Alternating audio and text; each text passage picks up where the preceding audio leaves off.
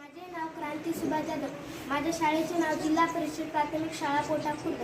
माझ्या प्रयोगाचे नाव आहे प्रकाश संश्लेषण. ज्याप्रमाणे स्वयंपाकघरात आपली आई विविध प्रकारे अन्न बनवते, वनस्पती सुद्धा आपले अन्न पाण्याच्या सहाय्याने बनवतात. ते कसे आपण पाहूया. वनस्पती आपल्या मुळांच्या सहाय्याने खनिज आणि पाणी शोषून घेतात. हे पाणी आणि खनिज फांद्याच्या माध्यमातून पानापर्यंत पोहोचते. पानामध्ये क्लोरोफिल म्हणजेच हरितद्रव्य नावाचा एक घटक असतो. म्हणून पानाचा रंग हा हिरवा असतो. आणि क्लोरोफिलमुळे अन्न पण तयार होते. पानांना सूक्ष्म छिद्र असतात, त्यांना रंध्र असे म्हणतात. ही रंध्र हवेतील